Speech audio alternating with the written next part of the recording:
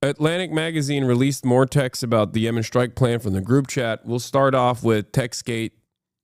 We'll start off with that. TextGate, Yemen Gate, Houthi group chat gate, whatever you want to call it. I have a lot of unique thoughts on the matter that I haven't really seen be broadly reflected in other mainstream outlets.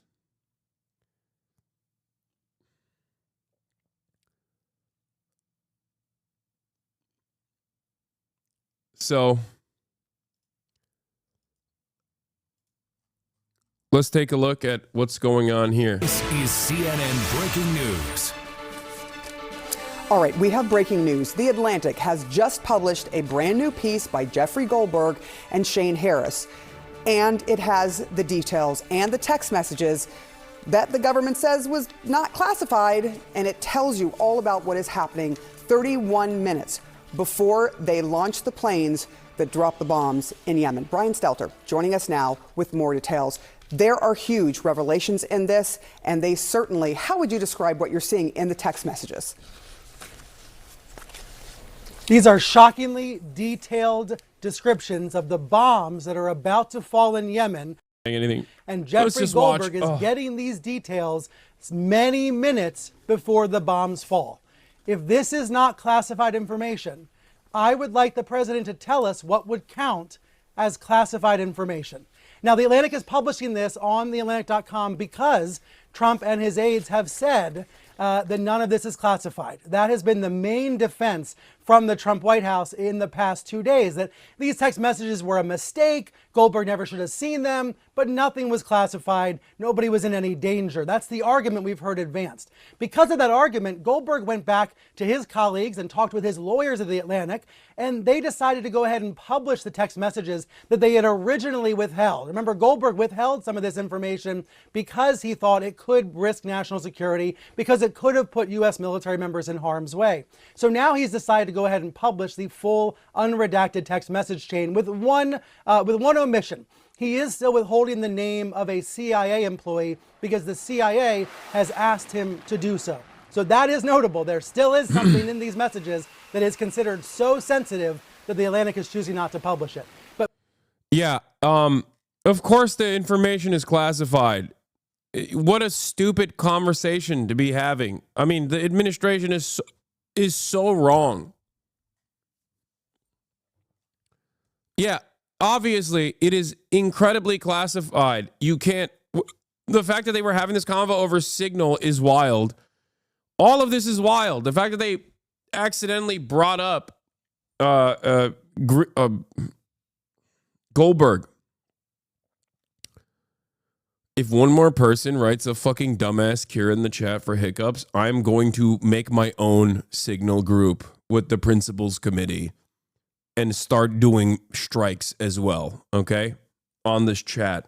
I am going to go on a ban spree that resembles the principals committee's appetite for death and destruction.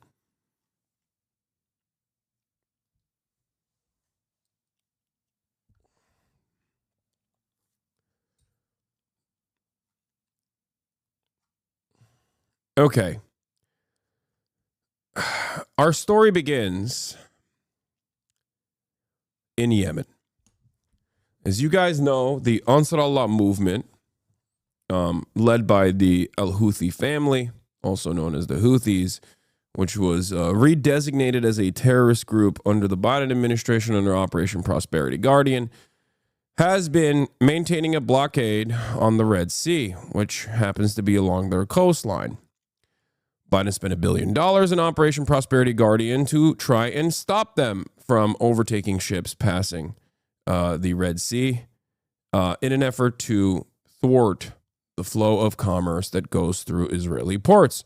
They actually saw a lot of success in this process. The people that, on the other hand, saw a lot of failure in this process was the American government. The American government spent $1 billion and did not end up stopping the Houthis from being able to overtake ships and make it virtually impossible and far too dangerous to allow commerce to flow through the Red Sea. And now the Trump administration is doing the exact same. In a circumstance like this, you have two options.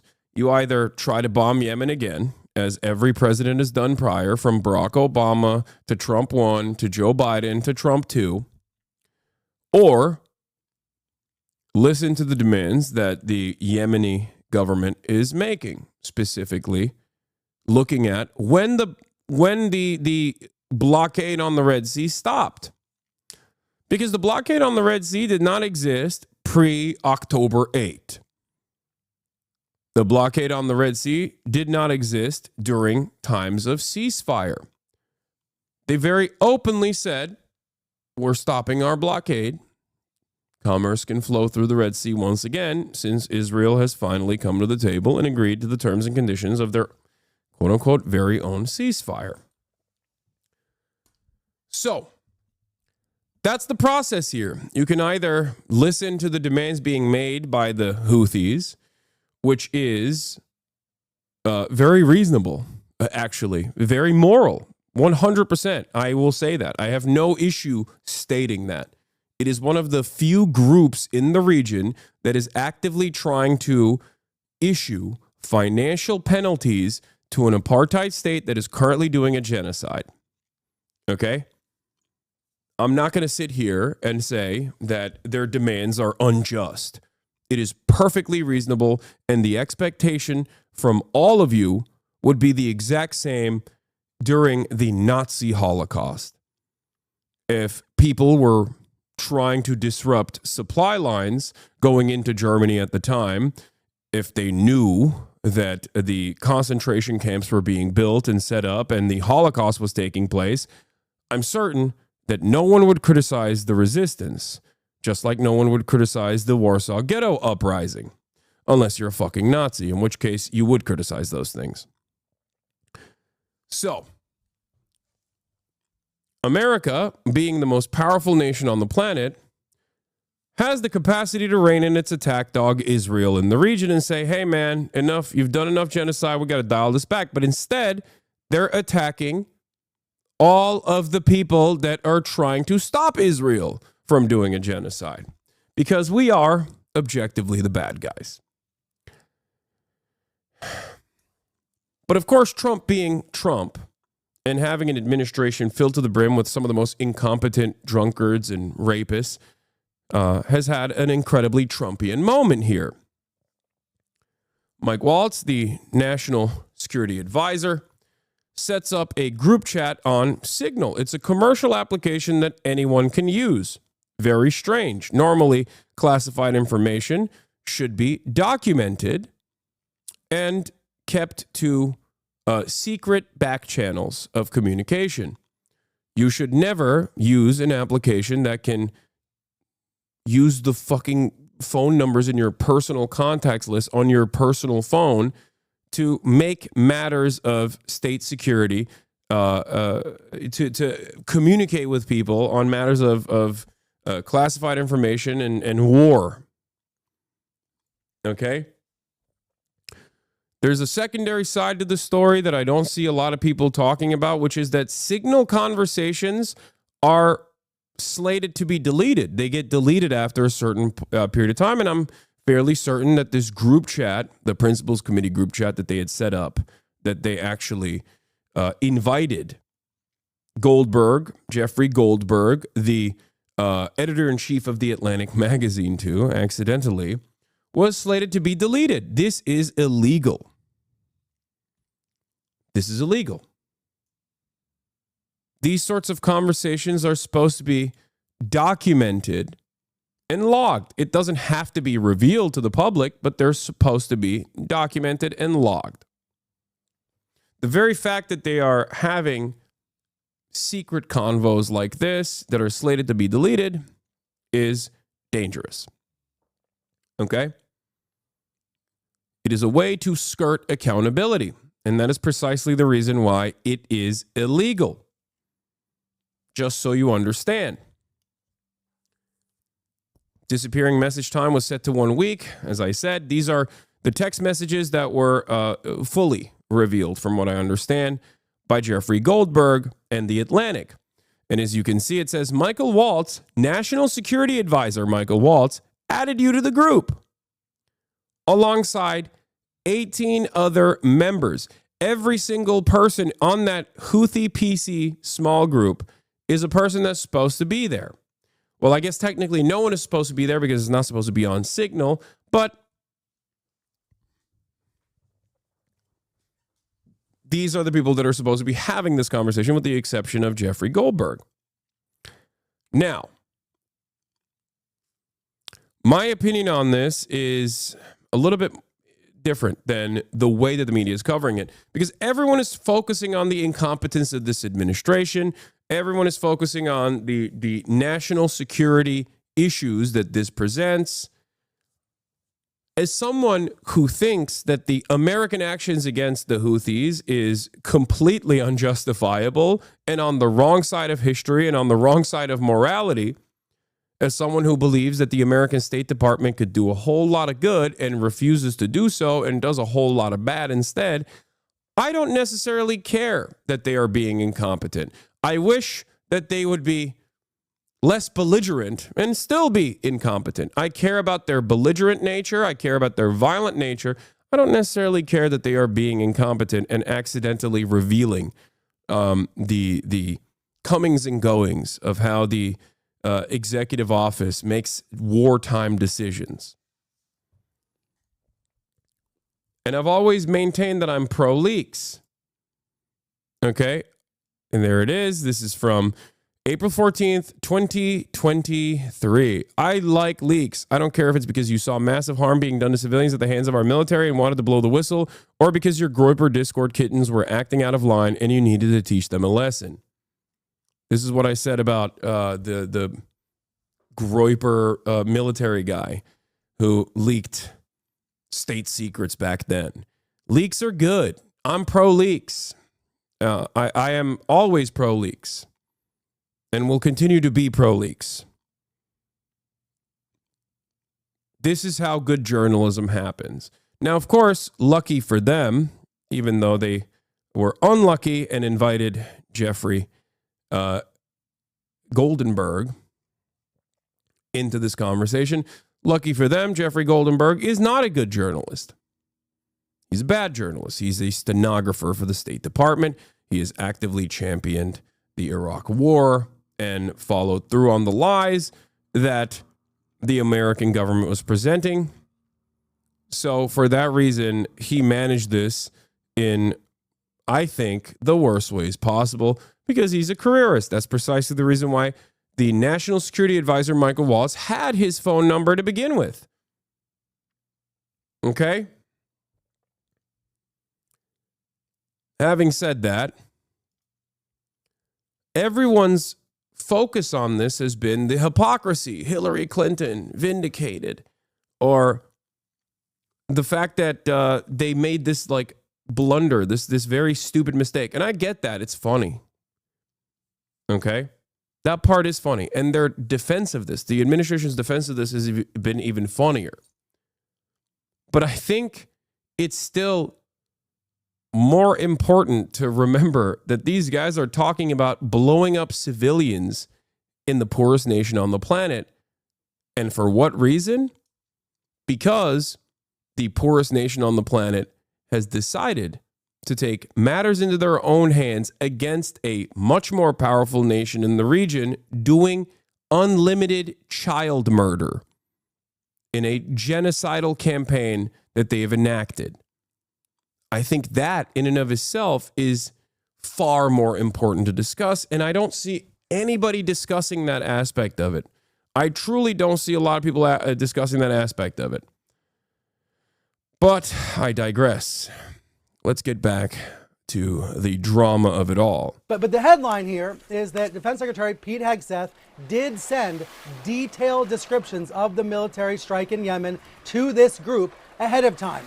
Goldberg was able to read these messages ahead of time. He looked at it and didn't know if it was real or not, but then he looked on social media and saw that the bombs were beginning to fall in Yemen. People can read this for themselves on the Atlantic website, but what you see in Hegseth's message, the key message here is from Defense Secretary Pete Hegseth, and he specifies the timing for the attack, the first wave, the second wave, which military fighters were going to be used, and exactly what would happen when. So again, if that's not classified information, honestly, I don't know what is. Yeah, I mean, it's really interesting. I just want to quickly read one of the things. It says, time now, weather is favorable, just confirmed with CENTCOM. We are a go for mission launch. And then it describes in detail what they are about to do. So clearly, these are war plans over and over and over again. Pete Hegseth has said these are not war plans. This is going to be a very difficult thing for the administration to deny at this point with this being published. Thank you so much, Brian Stelter. Stick around with us for a second. John? All right. And furiously going through these texts right now to get a sense of what they are. I want to bring in our chief national security. In the military, if someone did this, you'd be violating UCMJ, of course, but also Pete Hegseth. If you had that many openings as someone with alcoholism issues and as someone who was if you had been alleged to have raped somebody and there was a police report about it, they would never elevate a normal person and give them top security clearance, let alone even like low-level security clearance. So yes, when you are at that level, when you are a dick rider of Trump, they just kind of let you do it. Yes.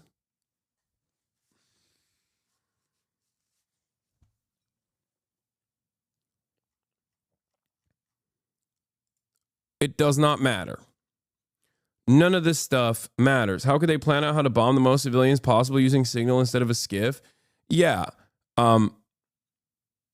Security reporter Alex Marquardt. And Alex, what is striking is that some of the messages that were sent before the attack took place talked about which weapons, which aircrafts would be used, and what time the bombs would be dropped.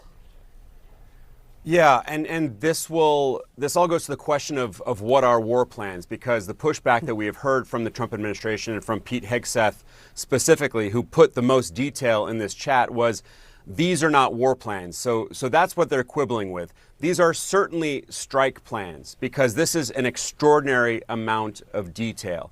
Now, The Atlantic is saying that they feel comfortable publishing this because of this repeated pushback from the administration, that what we are looking at is not classified. But I just want to reiterate what our colleague Brian Stelter said. If this is not classified, we don't know what is. This is some of the most valuable information when it comes to carrying out strikes that, in fact, the CIA director, John Ratcliffe, said yesterday, this is the kind of stuff, these pre-strike deliberations should take place in classified channels. They did not. So not only do we have all kinds of information about what was going to happen, we now also have information about what happened afterwards, essentially a post-strike assessment report, which is not something that we had seen in the original report from Jeffrey Goldberg. All he had said was that Pete Hegseth, in the hours prior to this strike on the Houthis on March 15th, laid out operational details, timing, weaponry, etc. So a lot more details here. We have at 12:15, Pete Hegseth says the first launch of F-18s. And then in all caps, as he's laying out the timing of how this is going to go, he writes, this is when the first bomb. What was the best way for Goldberg to have handled the situation, in your opinion? Never revealed that he actually has access to this data until he gets something that is so alarming that he writes about it.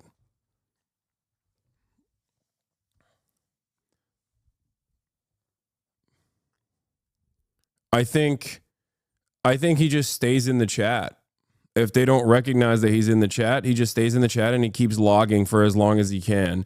Or he reveals the plans instantly. That's espionage? No, it's not espionage. You want to know why it's not espionage? Because they fucked up. It's not like he snuck into the chat. They added him. What do you mean? You can't say something is espionage. Put me down? No, I will not be putting you down. I'm going to shake you a little bit too.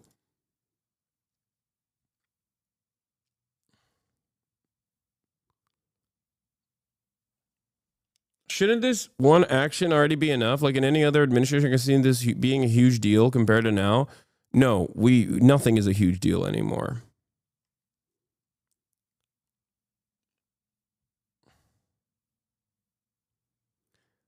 Would have been illegal for him to do this. He has an affirmative duty to let them know he fucked up.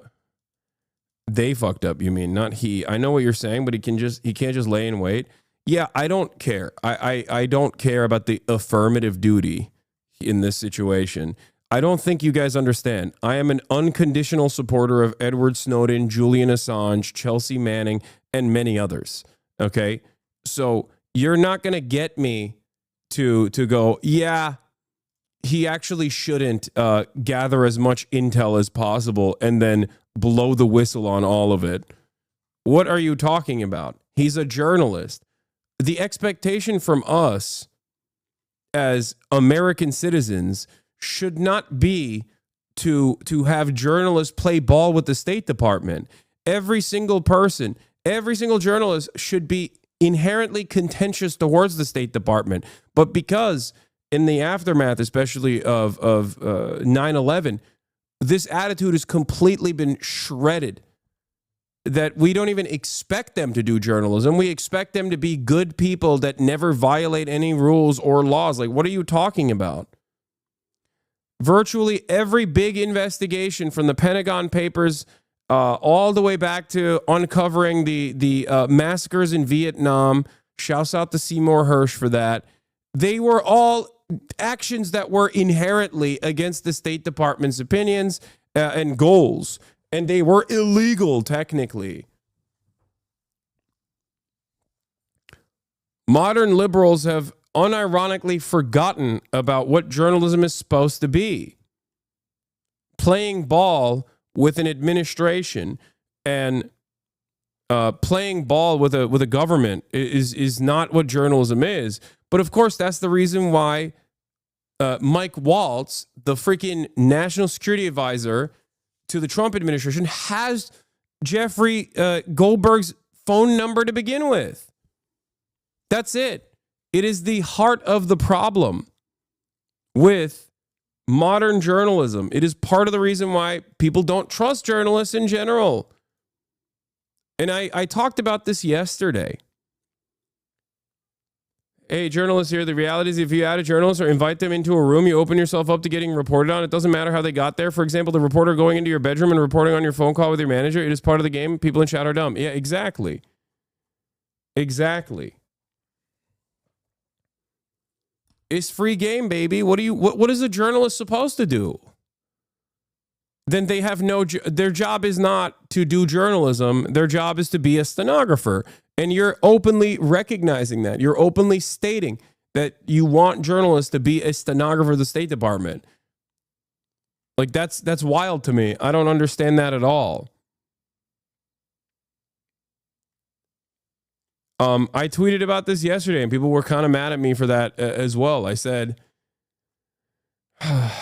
where is it? Jeffrey Goldberg refusing to dump all the text messages in the Houthi signal chat is exactly why the NatSec advisor had his personal phone number. It is precisely the problem with fake journalists at legacy publishers. They're stenographers of the State Department. This person says he hasn't dumped them yet. They're going to be pulled by Senate Intelligence Committee after testimony from everyone involved that no classified information was shared. It's not ideal for Twitch streaming, but sometimes it's better to be patient. It's like, this is not about Twitch streaming. Like, what?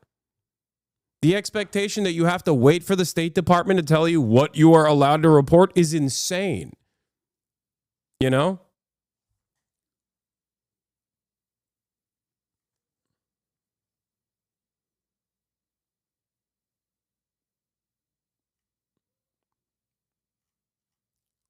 It's crazy to me.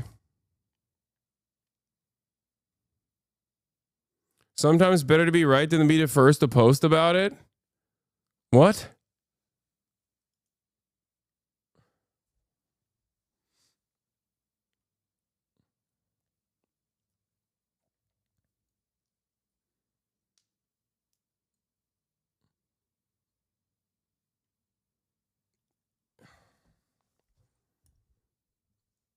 They think you were wrong because they got published? Wait, what?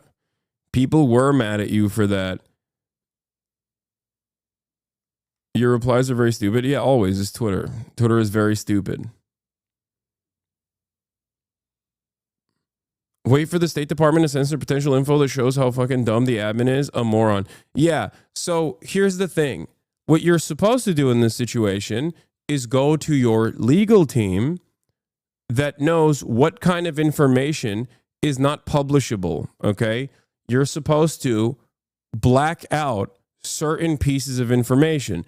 Like, you can't, there's an argument to be made about not uncovering, like, CIA operatives, for example. If you ask me, I don't really care, but I understand why, you're not supposed to unmask active duty service members and put their lives in harm's way. It's a moral, there is also like a moral argument there as well in terms of like, do you want to be responsible for someone getting killed, right? Like that's a thing that you have to think about.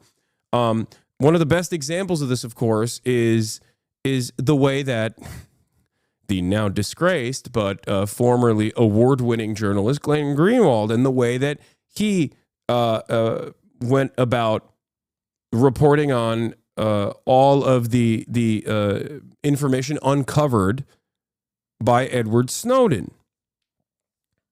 Okay?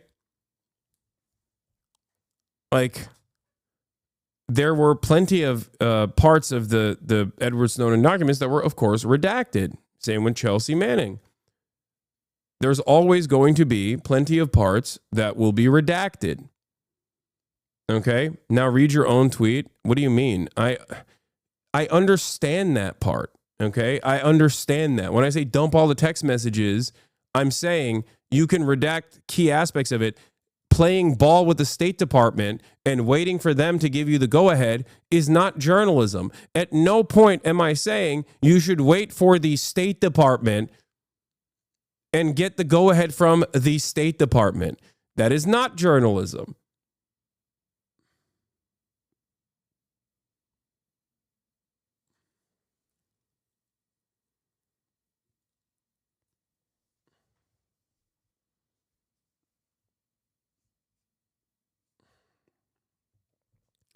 The irony, of course, is that there are still parts of the text messages, from what I understand. If you get the go-ahead from the editor of the State Department, you don't get the Watergate leaks. Exactly.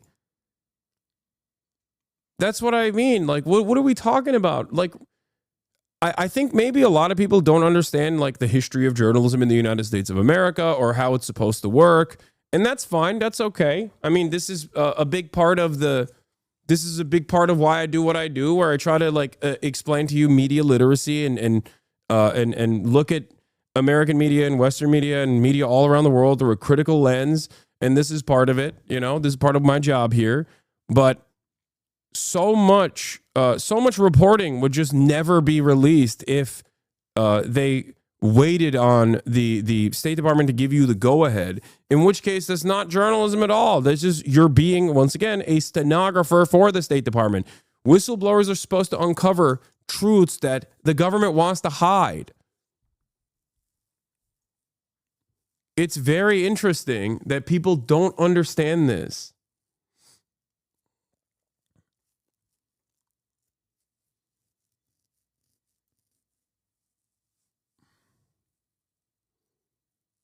It's not Jeffrey Goldberg's job to maintain state security. His job is actually to sometimes violate state security.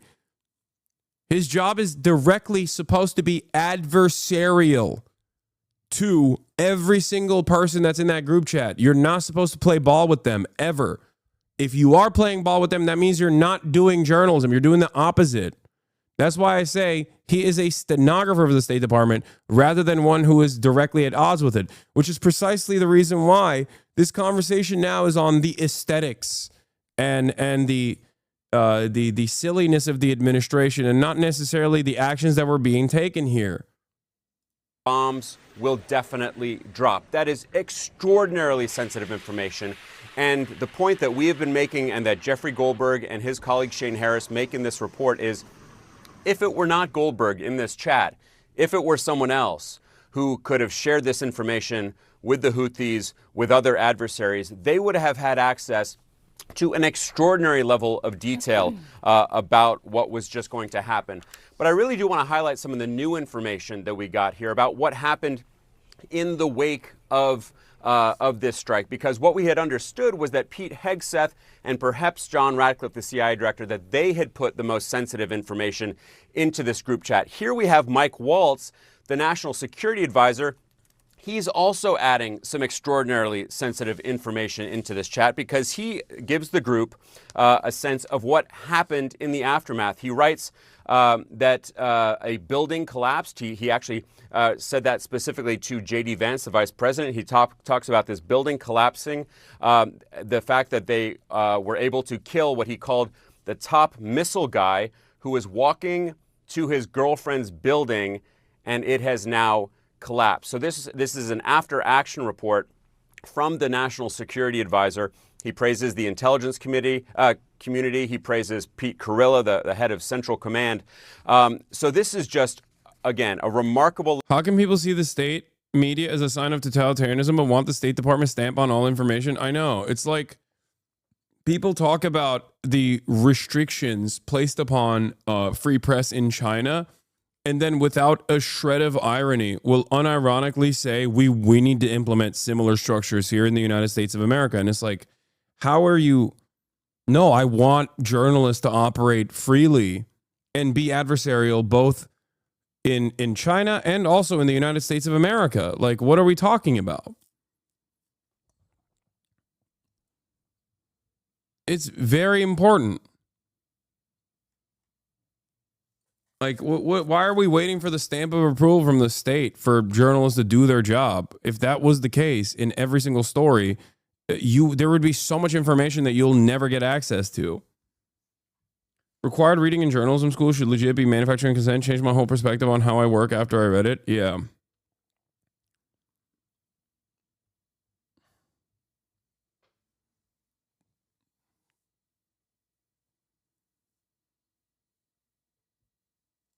Level of detail.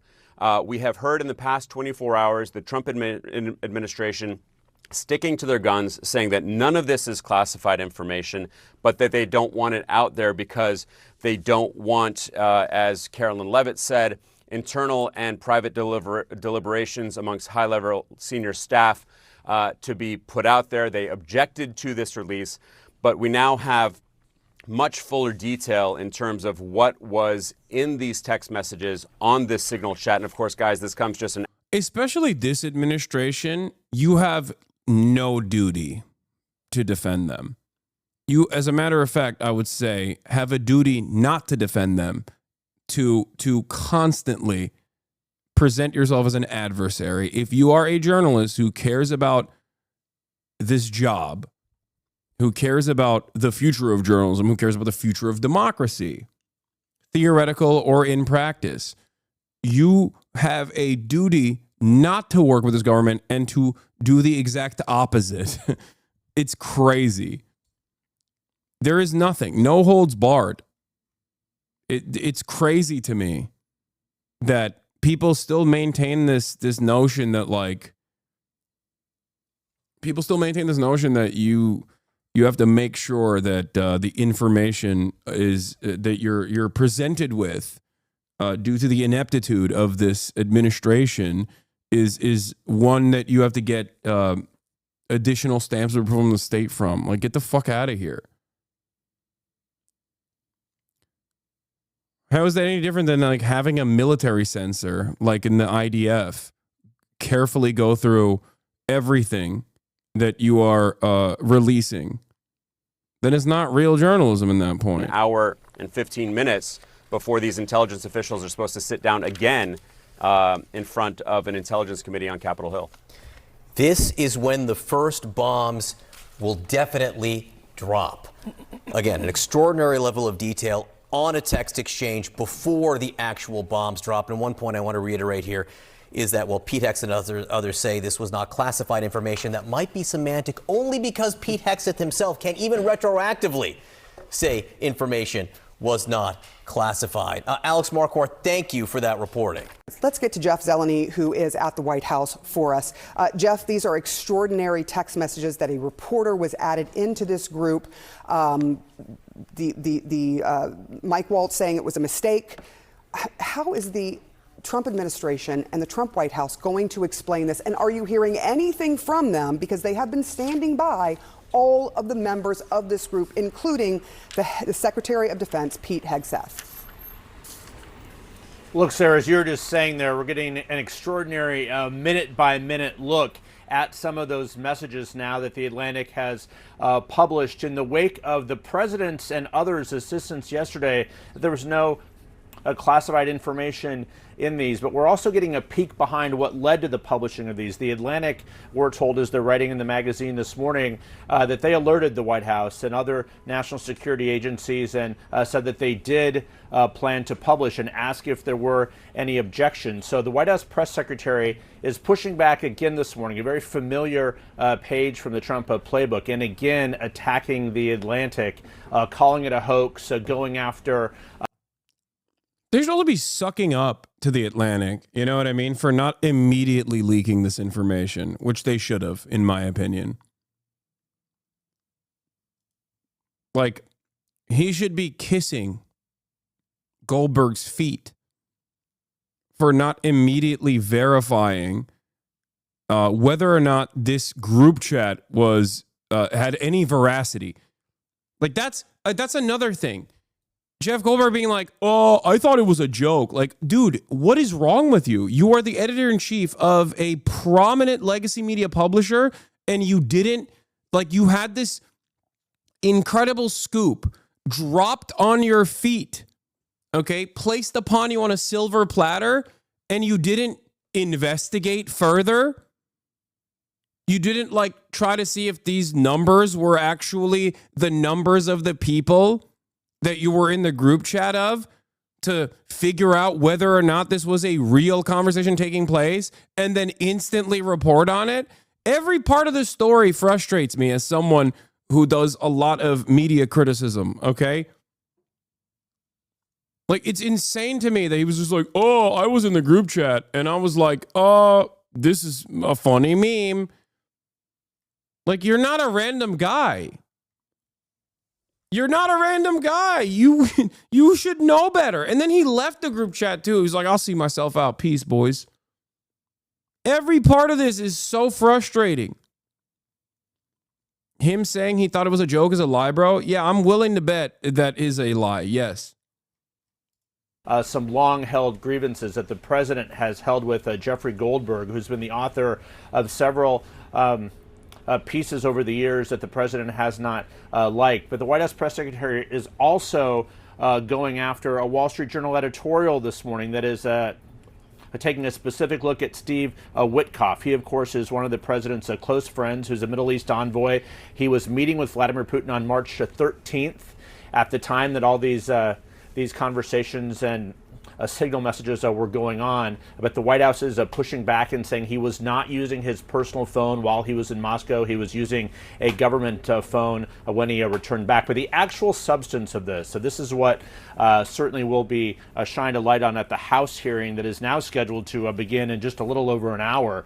The very specific details of these wartime plans, from the weather conditions for the bombs are about to drop. So again, as we saw yesterday, the light was shining on the defense secretary. We saw the director of national intelligence and the CIA director saying it was up to the defense secretary to answer questions if these were indeed the classified war plans. And now we can see for ourselves very operational. I'm a fan, but why'd you use a rare opportunity to noticeably call out Elon Musk's corruption and racism to invite him to collab and game with you instead? Why do you want to collab with a Nazi? As a fan, I think you should probably understand that if he were to come on this stream, it would not be to simply collaborate and have a tickle party.